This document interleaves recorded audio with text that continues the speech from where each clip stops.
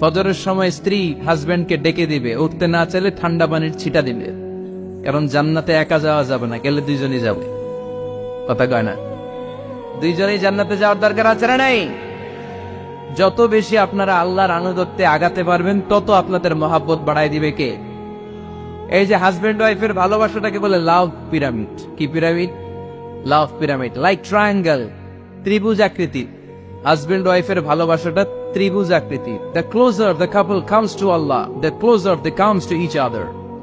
Husband wife যত বেশি আল্লাহর কাছে যাবে, তারা নিজেরাও নিজেদের তত কাছে যাবে।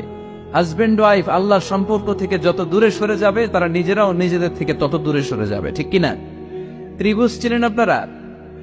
হ্যাঁ, এই জিয়, কয়েকজন জিয়। আপনারা ত্রিভুজ চিনেন না? চিনি। জিয়, ঠিক আছে। ত্রিভুজের কয় কোণা? হ্যাঁ, 3 কোণা। এই যে এরকম লাভ পিরামিড, 3 কোণা। এই উপরের কোণায় আল্লাহর অবস্থান, আর এই কোণায় স্বামী, এই কোণায় স্ত্রী। তো তারা আল্লাহর দিকে যত যাবে, নিজেরাও তত কাছে যাবে। আর তারা আল্লাহর সম্পর্ক থেকে যত দূরে চলে যাবে, নিজেদের মধ্যে দূরত্ব বাড়তে থাকবে। ঠিক কিনা?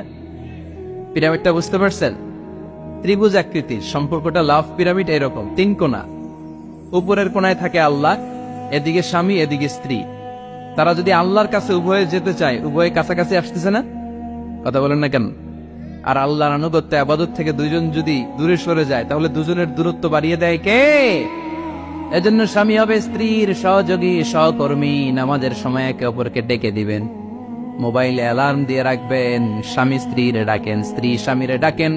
স্বামী স্ত্রীকে কোরআন তেলাওয়াত শোনাবেন, স্ত্রী স্বামীরে কোরআন তেলাওয়াত শোনাবেন। ফ্যামিলিটারে জান্নাতি ফ্যামিলি বানায় দিবে কে? তাহলে এই 5টার দায়িত্ব কালেকটিভ রেসপন্সিবিলিটি, স্বামীর উপরও বর্তায়, স্ত্রীর উপরও বর্তায়। এগুলো মেনে চললে দাম্পত্য জীবন সুখকর করে দিবে কে? মনোযোগ আছে? কষ্ট হচ্ছে? এবার আমরা হাজবেন্ডের দায়িত্ব শুনি। হাজবেন্ডের প্রথম দায়িত্ব হচ্ছে, হাজবেন্ড হচ্ছে caretaker of the family, in charge, protector. আর রিজালু কাওয়ামুনা আলান নিসা। আল্লাহ বললেন স্বামী হলো তার স্ত্রীর ইনচার্জ, প্রোটেক্টর। স্ত্রীকে সুরক্ষা দিবে, স্ত্রীকে টেক কেয়ার করবে, স্ত্রীর দায়িত্বে থাকবে। এই দাম্পত্য জীবনের দুইজনের সংসারকে, সংসারের মধ্যে স্বামীকে দায়িত্বশীল বানিয়েছে কে? পুরুষ দায়িত্বশীল। পুরুষ কখনো নারীর ক্ষতি করে না, সুপুরুষ নারীর ক্ষতি করে না। ঠিক কিনা? গোটা পুরুষ সমাজ নারী সমাজের সুরক্ষা দিবে। যেগুলো নারীকে একান্তে পেলে রেপ করে, যে ঢাকা বিশ্ববিদ্যালয়ে একটা রেপের ঘটনা ঘটছে না, যে বেয়াদবটা এই কাজ করেছে, এটা কি পুরুষ না কুপুরুষ? এটা কি সুপুরুষ না কুপুরুষ?